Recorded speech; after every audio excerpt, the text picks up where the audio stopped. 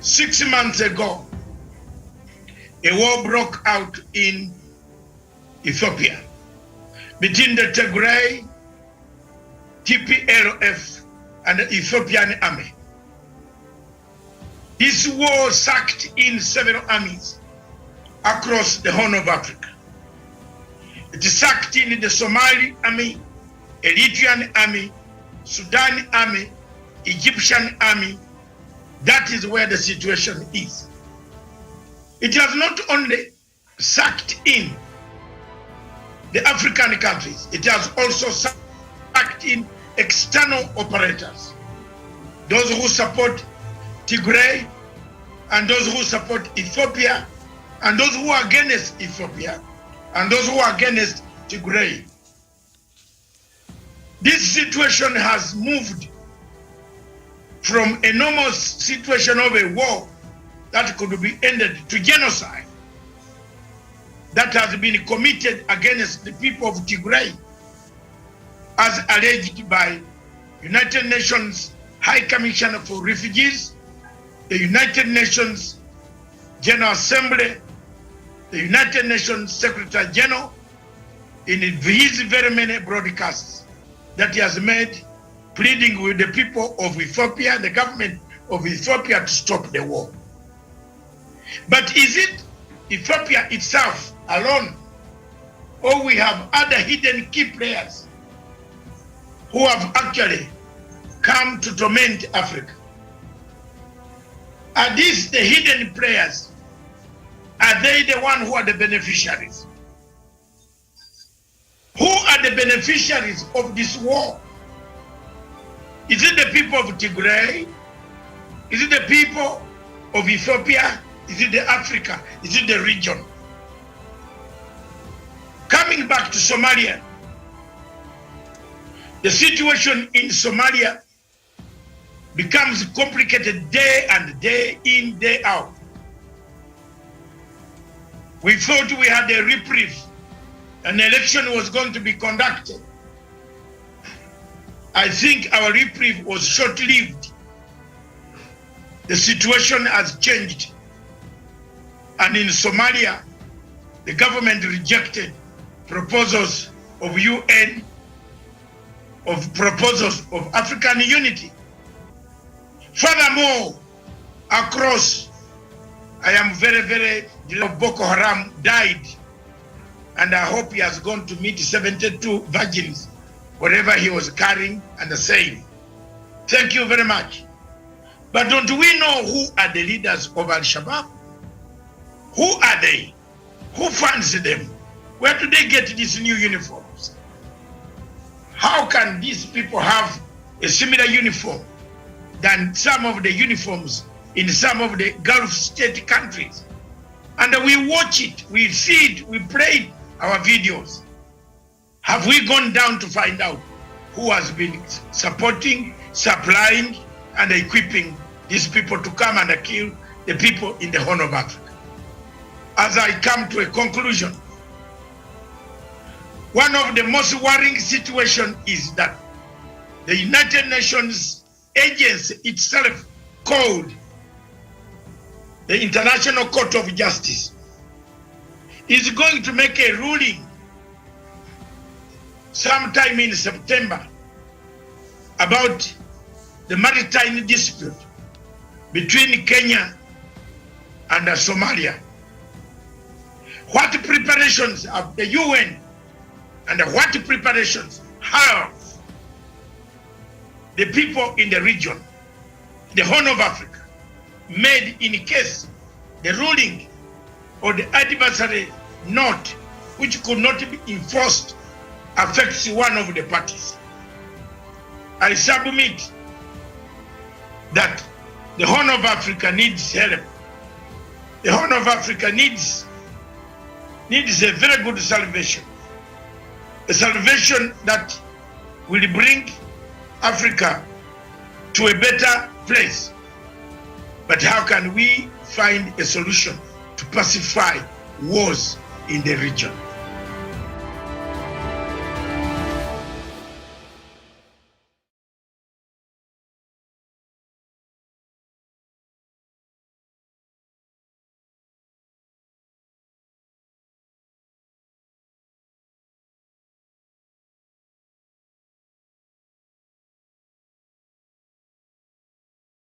Good evening, viewers. Thank you very much for watching Punchline Africa Television, the evening edition of Africa television station, Pan-African station, the only station in East and Central Africa and the Pearl of Africa, in the Great Lakes region of Africa. South of Sahara, Sub-Saharan, that talks about Africa on daily basis, every minute. This evening, viewers, the show is MATSANGA, Africa Perspective. In this show, we always look at what can be done to save Africa. We make certain interpretations. Where difficulties are, we talk about it with my panel. Today, my panel that has joined in is Sean Wesonga and Dr. Joseph Nyachama. The others are on the way. But whatever you are in Africa and Kenya, this topic on MATSANGA Africa Perspective will give you a glimpse of what is happening in the Republic of Kenya as far as the judiciary is concerned. The show today will touch on the judiciary of the Republic of Kenya.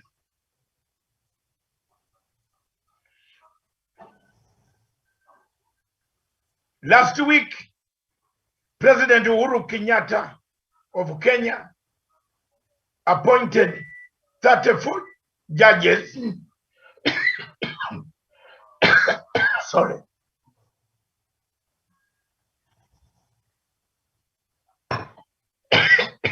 Appointed 34 judges out of 40 remaining judges. Remember, there were 41 judges. One judge died, 40 remained, 34 were appointed, 6 were left. The reasons why President Uhuru Kenyatta left out the judges are simple. He said he cannot appoint people with questionable background,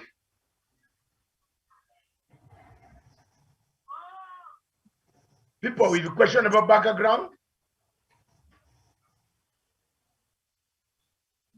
with bad characters, people who have been impartial, corrupt judges that have pending cases in international jurisdiction and the local jurisdiction. It is sad, therefore, to see a former Chief Justice, a custodian of law like Justice retired Mutunga, writing a silly letter. I can call it silly.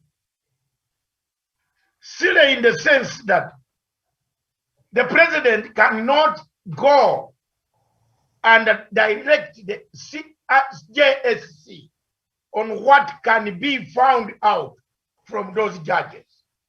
Because JSC, according to the Constitution of Republic of Kenya, which is very clear, GSC has its mandate.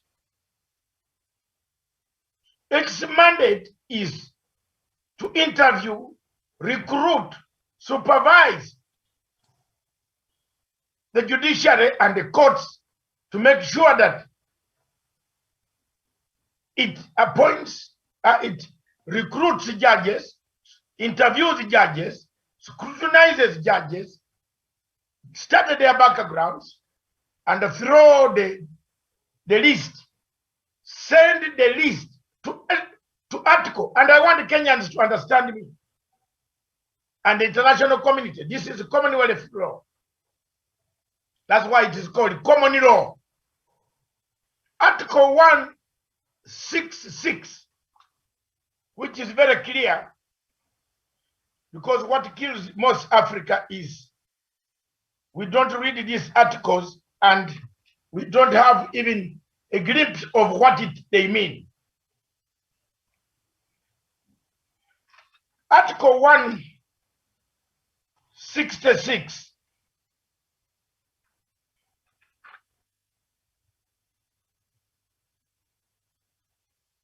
Article 166 of the Kenyan Constitution, and the lawyers in Kenya who are mongering on the television telling people lies. This is the article which the president said, where the president is safeguarded.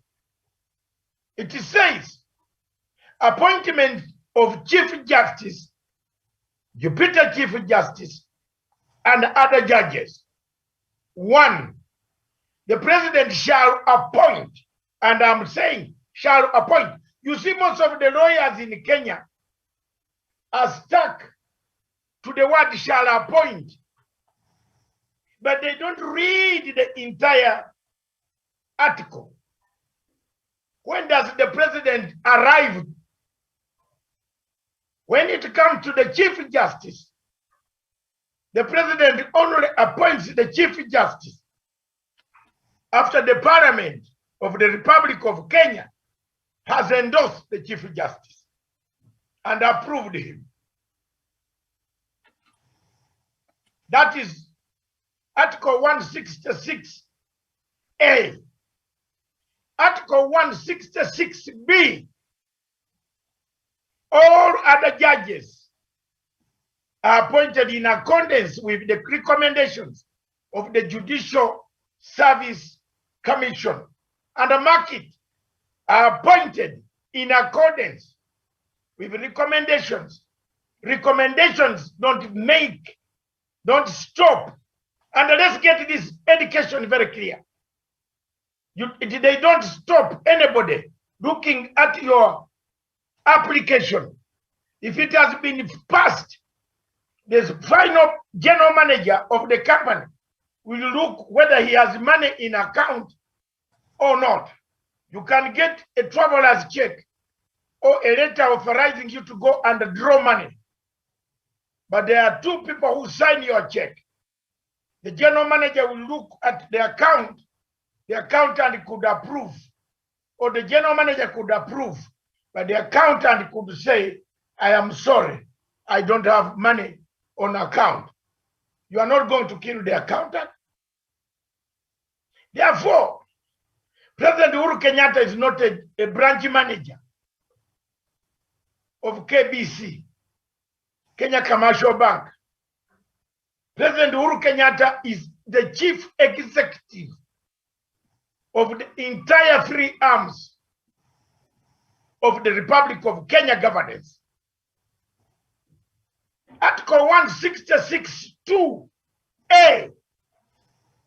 It says each judge of Superior Court shall be appointed from among persons who, one, and I'm repeating, who, one, hold a degree of law from a recognized university or are advocates of the High Court of Kenya or possesses equivalent qualifications in the common law jurisdiction. B, sorry, sorry.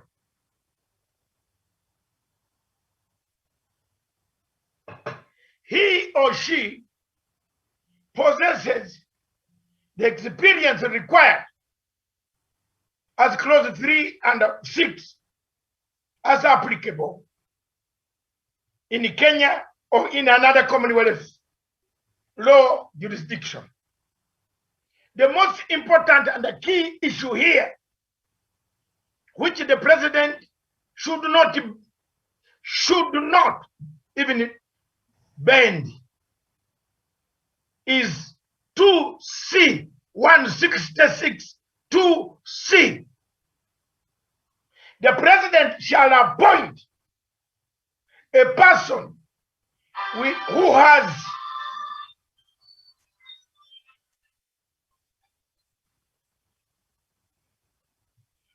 has high moral character, integrity, impartiality. Can I read that again? The president shall appoint a person to see who have, the person must have,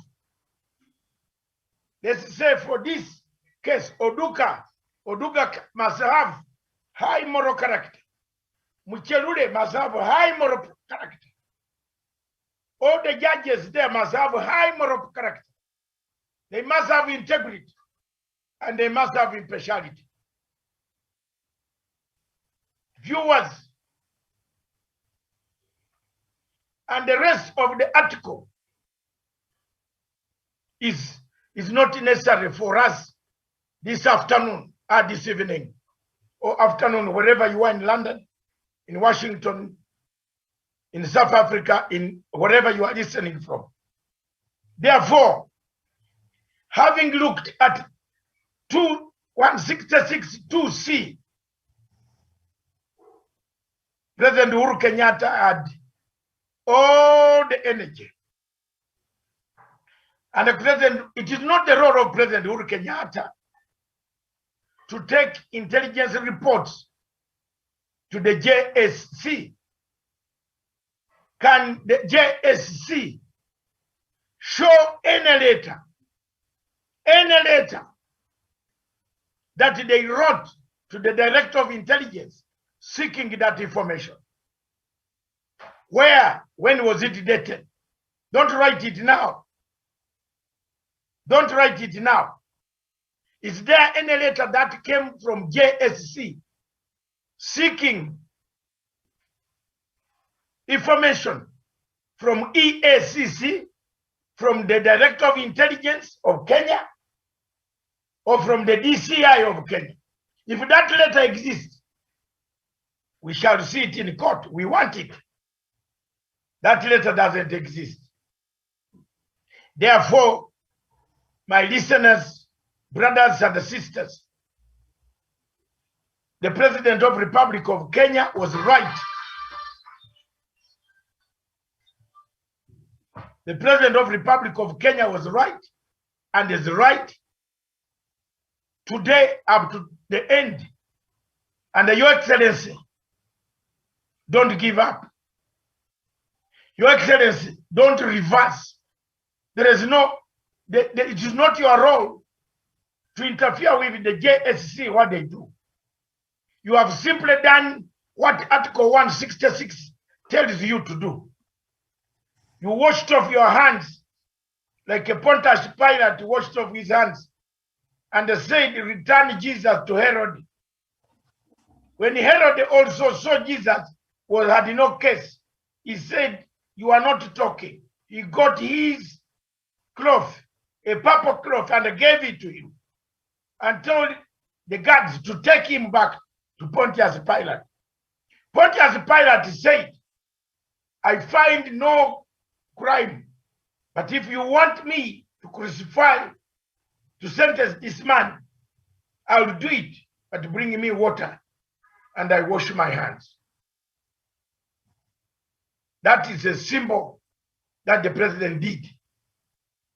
It was not the president's job to go fishing for who is a drug dealer dealing with Acacia men on the coast, who gave them bail, who stopped them from going to jail, who postponed their hearings.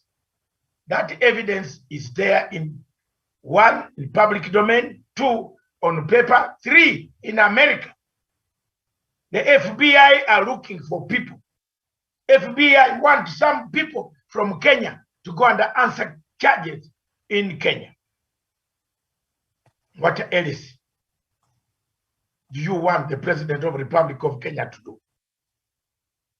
My panel, as I come to you, Dr. Nchama and Sean Wesonga, I want to find out, what would the president of a country do in absence, with the information that he had, that there were some people wanted by the FBI, what would you do if it were you? I submit that Article 166(2)(c) is a self-governing article, and the President Uhuru Kenyatta did not make it, did not write that law. The President Uhuru Kenyatta followed it in rejecting the 6 judges. I want to find the Muslim brothers community of Kenya Supreme for having said the 6 judges now have no integrity. They should quit the judiciary. I submit. Thank you very much. Dr. Nyachaman, that's my submission. I want to hear from you. Thank you, Doc. That is amazing. That is self-explanatory. And I think we have to be honest for once, Dr. And my view on this matter has been very consistent. You know, Dr. MATSANGA, you know, there are 2 ways of looking at the laws of any country or state for that matter.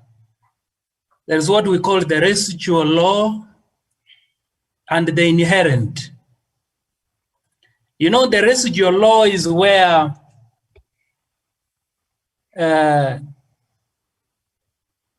separation of powers between the judiciary, the executive, and the legislature. What I think the judges are doing, they are only looking at the residual law, where it says that each organ of government must stick to its lane. For example, Parliament is to make laws. Judiciary is to interpret and implement.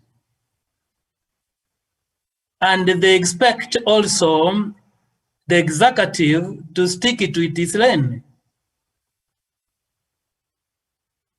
Whatever remains, that is what remains for the executive. Which one is that? But in all government across the world, the most prudent one is the inherent law,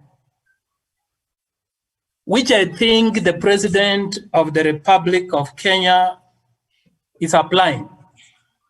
Inherent in the sense that he is the executive. He is the executive. So the laws applicable here must be inherent.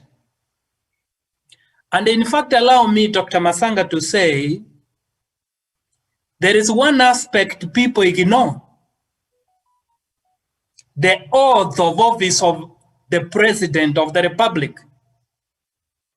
The oath of office of the President, who's Uhuru Kenyatta, imposes upon him, I hope the lawyers are listening, the duty of preserving by every indispensable means the nation, of which the Constitution is the organic law. I want to repeat this one. His oath imposes upon him, that is the President of the Republic of Kenya, the duty of preserving by every indispensable means the nation, which is the nation of Kenya, of course, of which the Constitution, which is being quoted left and right, is indeed the organic law. What do I mean, Dr. MATSANGA?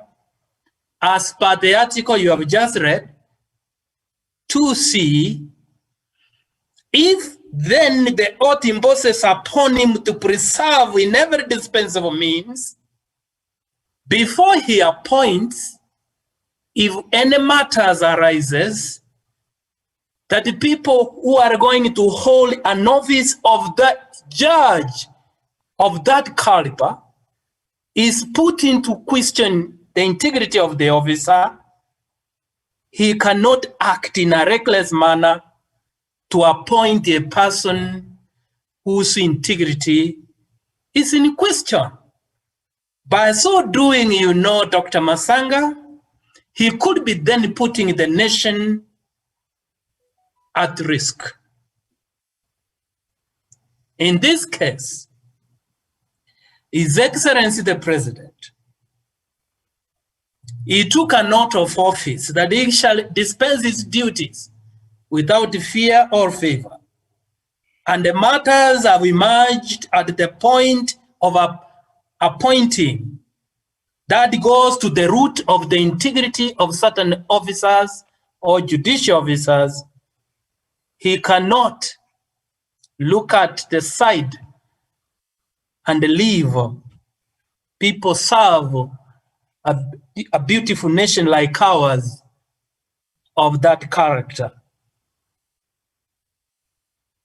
Thirdly, Dr. MATSANGA, I have heard lawyers arguing that the president shall not even put a comma to the list which is submitted to him. He must either wholly and exclusively reject it or appoint the entire list. The question I want to pose to you, are they telling the president even to appoint the judge who passed on? Why can't they then say, where is the list of that person, of the judge who died? Because there is an amendment. If that is the case, why are they talking of 40? Why can't they talk of 41? Why can't they demand that he appoints the 41 judges? Why not? Why 40? By saying he should appoint 40, it means in fact they are agreeing that the president can amend. Are they saying that if a judge between the time they remitted the list and now, if some judges have died, he appoints them and then he sets up a tribunal to investigate why they died? You know, let me tell you, Dr. MATSANGA, sometimes we watch some lawyers arguing. Some of them, by the way, they have YouTube. They want viewers. They know that the president, to a certain extent, if not to the full extent, is right. They want to play to the gallery on this matter because they have seen where the public is most excited about. Let them be realistic for once. And Dr. MATSANGA, let me tell you, I was shocked when I saw one politician talking in public that the president must appoint Mtoto Wetu. Hey, Yawa, that is going too far. Can we reread this constitution, MATSANGA? Can you remit to them to see that before the president appoints, he must be extremely sure that whoever he appoints is of high moral ground. To that extent, Dr. for now, I submit. Thank you very much, Dr. Nyachama. You have brought it well. They want the president to appoint the whole list, including the one who died. So what do we do with the one who has died? He has died. So they have agreed to appoint 40, but they haven't even talked about the amendment of the entire list. I agree with you. But Article 166 2C knocks them out. That article, if the framers wanted the president not to touch, they would have explicitly said, you appoint without changes, alterations.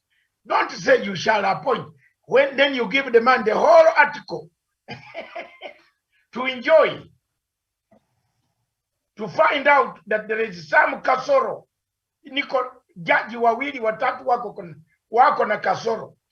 The man will not hesitate to knock them out. Shoni Wesonga. Yes, thank you, Dr. Matsanga. And of course, this is a very, very important conversation for this country. First and foremost, let me say that these particular 6 judges are not institutions. These are individuals. And whatever the JSC will have done, and those ones who are supporting the judges to be actually be approved by the president, they should have gone back and looked for other fit individuals who have not been implicated in these corruption cases, forwarded back to the president, because as it is, the constitution says that the GSC will recommend these names to the president for appointment. And when you read English, recommending means that the president can either approve or send them back, so that if we have any issue that thereabout comes along with them, can be fixed. So therefore, even the constitution does not tell the JSC that whatever names they settle on will what the president will approve. Because if that was to be the case, then why bother the president with approving the name? The JSC will have just done it explicitly without even consulting the president. So to me, I think the president, having the ears of the National Intelligence Service and other security agencies, he has the right, and also being that he's the leader of government and he's elected and has been sworn into office to protect the properties and the lives of the Kenyan people, then he has all the authority, he has the prerogative to ensure that whoever lands into the corridors of justice is someone who is beyond reproach, someone who has no any iota of doubt when it comes to matters integrity. And therefore, the judiciary should not hide behind the same law that they purport to enforce by allowing these corrupt judges into our judiciary. So to me, Dr. Matsanga, I think that is the way we should go as a country. And I hope that when BBI or the recommendations that are there to bring on board the judiciary ombudsman will be put into place, at least we will have a time in Kenya where we have people who are very clean going to the judiciary, because we'll have to get people who can be accountable. Judges will not just be giving outrageous rulings and get away with it. We have to get accountability in the judiciary. And it is this accountability in the judiciary that is bringing the amount of friction that we are having between the judiciary and the executive. I submit, Dr. Matsanga. Thank you very much. Accountability is the most important. Then if the law is to be followed, then the president followed the law. Period. He followed the law and said, I cannot appoint people who have questionable characters. Thank you very much. Let me listen to Douglas Kirimi. You have heard the topic is very clear. It's on the ground, it's on the floor. Many people, lawyers are misinterpreting, they are condemning the president. Did the president do anything wrong in looking at the list closer scrutiny before putting his signature on those that he felt were fit to be in office? Take it away, sir. Thank you, Dr. Matsanga. And we need to be able to be oblivious to the fact that as the people of Kenya, that the President of the Republic of Kenya exercises power for and behalf of the people of Kenya and for the welfare of the people of Kenya. In those lists, in the list that the President rejected, they rejected the 6. There were judges who have been favorable to drug dealers and also rat grabbers in this country. If you have applied for a position and you are accepted, but a closer look at how you have conducted yourself in the course of your previous duty shows that you are a man that is not a man of integrity, and the integrity is a component that they should have looked before. If they look into that and also find you to be capable of mistakes in your past, in your career, the appointing authority is supposed to not appoint you or revoke your appointment.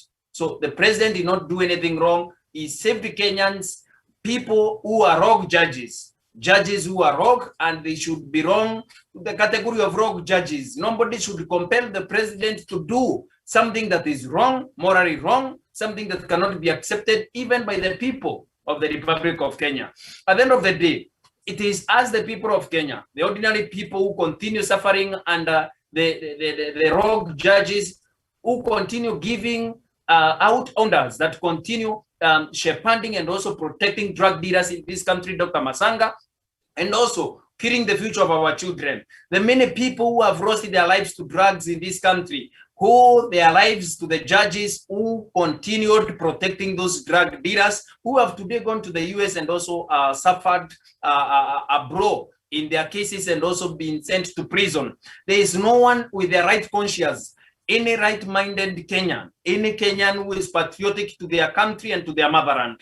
Nobody can be able to compel the president to appoint a rat grabber's judge and also to appoint a drug dealer's judge who continue endangering the lives of our populations and even the future and the posterity of this nation, Dr. Masanga. If you look at it, if these people continue comparing the president and telling us the nonsense that they are spitting from one station to another, the Constitution is a living document that is made for and for the welfare of the people of Kenya.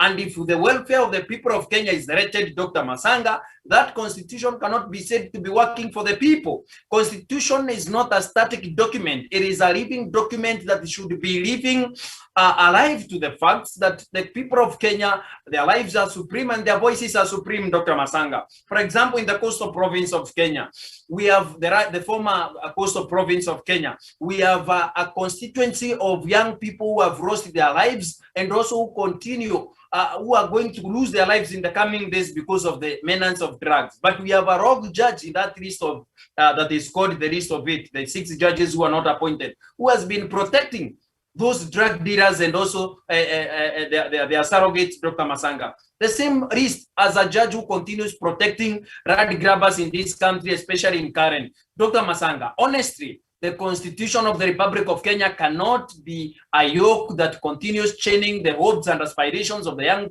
people of this country and the older generations in this country, simply because a rogue judge has been stopped from assuming office, Dr. Masanga. The president did the right thing, and if called tomorrow by duty, he should do the same thing, Dr. Masanga. I submit. Thank you very much. My brothers, I think we have done our best. The program today was meant to highlight that section. We don't have much to say here, unless you have a rejoinder or anything that has come out from any of the panelists. Dr. Nyachama, you have 1 minute to sum up. You see, Dr. Masanga, what baffles me is this. If there is information that you are left out because the intelligence organ of government found that your character is questionable, under natural situation, Dr. Masanga and my fellow panelists, what are you supposed to do? The 6 judges, on their own volition, in fact, if they are morally correct, they could have by now said, if that is what he said, we have stepped aside, let us be cleared first, because we cannot continue to preside over any judicial matters until we clear our names. You cannot be silent and leave it the public to fight for you. You see? And you know, Dr. Masanga, there are 2 types of judges. They are the activist and they are the active judges. You know, there's a difference between being active and being an activist. So for me, we are not saying the 3 judges are guilty, because myself, I don't have evidence. The best thing they should do is, in fact, to cause that they be cleared of what is said of them before the public eyes. It is true that there is confidence in our courtrooms. Why are they silent? Sending people to TV stations and radio and everywhere to fight them, and political parties. I mean, that is in fact, then the judiciary is not independent. The moment you allow people to speak everywhere, they are worsening things. They need to bite the bullet and they say, we are ready to step aside and let the president cause a setup of the tribunal and they be cleared. I think their heads should be high if they go that route. Dr. Masanga, I submit. Thank you very much, my comrades. Unless there's anything, Shoni Wesonga, Douglas Krimi, Joseph Nyachama, Doctor, and the studios back in Kenya, CBD, thank you very much. Unless there is something, we meet again tomorrow, 9 o'clock and 11 o'clock, where we shall chat the history of our continent and our nations. Thank you very much. God bless, God bless, God bless. Thank you.